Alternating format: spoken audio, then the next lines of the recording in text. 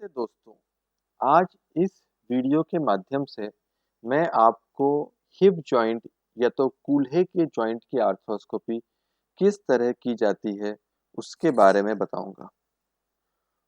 कूल्हा एक बहुत ही महत्वपूर्ण जोड़ है और इसकी आर्थ्रोस्कोपी करना तकनीकी रूप से बहुत ही मुश्किल है। उसका कारण ये है कि ये जो जोड़ है वो बहुत ही टाइट जोड़ होता है और इस जोड़ में उतनी जगह नहीं होती है कि हम अपना नॉर्मल आर्थ्रोस्कोप अंदर डाल सकें। परंतु अभी रीसेंट टेक्निक्स के द्वारा हम कूल्हे की आर्थ्रोस्कोपी करने में सक्षम हो गए हैं।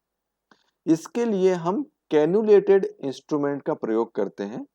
इसका अभिप्राय यह है कि हम एक छोटी सी सुई के जितनी नली डाल के उसके ऊपर से धीरे धीरे डायलेट करके पोर्टल्स बनाते हैं और उसके द्वारा हिप जॉइंट को अप्रोच करते हैं। हिप जॉइंट की आर्थ्रोस्कोपी करने में अर्थात कूल्हे की आर्थ्रोस्कोपी करने में कई सारे गैजेट्स हमको चाहिए होते हैं। पहली चीज तो जैसे मैंने बताई कि काफी टाइट जॉइंट होता है, इसमें अंदर घुस सके उतनी स्पेस नहीं होती है। तो इसके लिए हमें जो आर्थ्रोस्कोपी होती है वो एक फ्रैक्चर टेबल पे पाँव को खींच के ये तो ट्रैक्शन के अंदर करनी पड़ती है। साथ ही साथ हमें एक स्पेशल तरह का आर्थ्रोस्कोप जिसको हिप आर्थ्रोस्कोप या 70 डिग्री आर्थ्रोस्कोपी बोलते हैं उसकी रिक्वायरमेंट रहती है। हिप आर्थ्रोस्कोपी प्रायः उन लोगों में की जाती है जिनमें कूल्हे में हल्का घिसारा होना शुरू हो गया हो या कूल्हे में किसी तरह की सूजन आ गई हो जो कई कारणों से आ सकती है। अंदर का जो साइनोवियम है उसकी हाइपरट्रॉफी होने के कारण आ सकती है। साइनोवियल हाइपरट्रॉफी हो सकती है, साइनोवाइटिस हो सकता है, ये और तरह की तकलीफ हो सकती है। कई बार घिसारे के पहले की स्टेज जिसको हमारी भाषा में फिमोरो एसिटाबुलर इम्पिंजमेंट भी कहते हैं, उन केसेस में भी आर्थ्रोस्कोपी करने की रिक्वायरमेंट हो सकती है और आर्थ्रोस्कोपी करके मरीज को आराम दिया जा सकता है। अब हम टेक्निकल एस्पेक्ट की तरफ आते हैं। ये पेशेंट में यंग एक 35 वर्षीय लेडी थी जिनके कूल्हे में तकलीफ थी, दर्द था, परेशानी थी और साथ ही साथ जो है वो नीचे बैठने में, अकड़ू बैठने में भी तकलीफ आ रही थी। जब हमने इनका एक्सरे कराया तो कूल्हे के ऊपर नया कैल्सिफिकेशन हमने आया कि जब एक्सरे कराया तो उसमें कैल्सिफिकेशन आया और अब हम उस कैल्सिफिकेशन को इस आर्थ्रोस्कोपिक सर्जरी में लोकलाइज कर चुके हैं जो लेब्रम टिश्यू के जस्ट ऊपर है।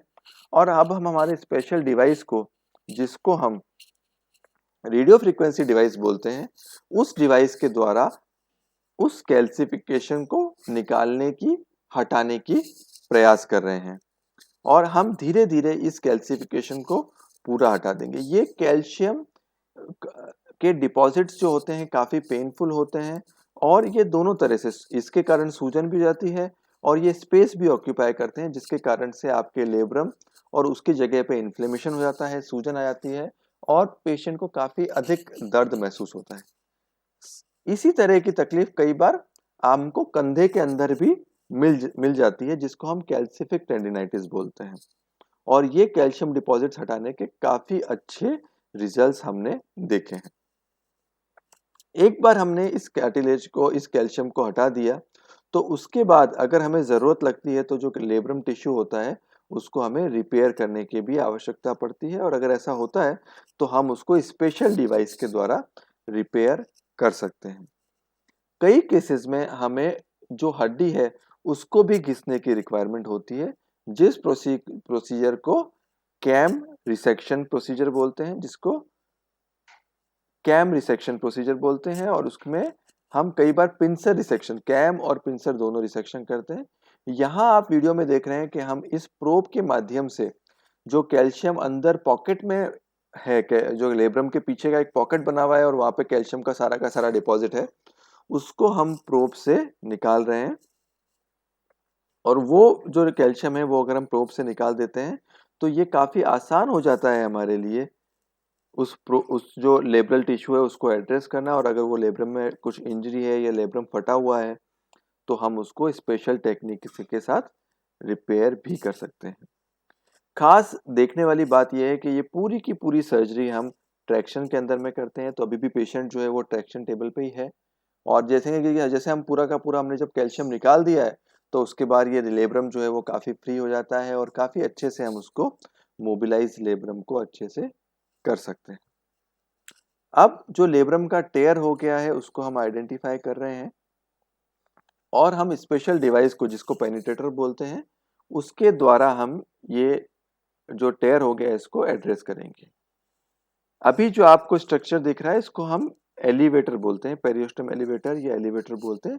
इसके द्वारा हम जो है लेब्रम को सेपरेट करते हैं, और फिर हम, जैसे मैंने आपको बताया था, एक फ्री थ्रेड लेके पेनिट्रेटिंग डिवाइस से जो है लेब्रम फट गया है उसके अंदर टाका मार के उसको रिपेयर कर सकते हैं। जो लेब्रम है उसको रिपेयर करने की कई सारी टेक्निक्स हैं। जो टेक्निक हम आजकल प्रेफर करते हैं वो एक नॉटलेस टेक्निक होती है, जिसमें जो लेब्रम फट जाता है उसको हम टाँका लेके उसको एक धागे से लूप कर देते हैं। तो ये हमारा पेनिट्रेटर डिवाइस है, जिसके थ्रू हम जो है फाइबर वायर सूचर को अंदर पास कर देते हैं। उसके बाद उसको अंदर से निकाल के पकड़ लेते हैं, और उसके बाद जो टिश्यू होता है उसको हम सिंच कर लेते हैं। तो ये हमने बाहर निकाला, और फिर बाहर से इस धागे को हम लूप कर लेते हैं, जिससे जो लेब्रम है वो अच्छे से पकड़ में आ जाता है, और उसके बाद एक नॉटलेस एंकर के माध्यम से इस जो टिश्यू जो फट गया है लेब्रल टिश्यू उसको हम अच्छे से रिपेयर कर सकते हैं। तो हमने देखा कि ये हिप आर्थ्रोस्कोपी एक बहुत ही आधुनिक तकनीक है, जिसके द्वारा हम कूल्हे की गंभीर बीमारियों को एड्रेस कर सकते हैं। अगर आपको इसके बारे में कोई भी प्रश्न है तो आप हमको कमेंट बॉक्स पे लिख के भेज सकते हैं। धन्यवाद।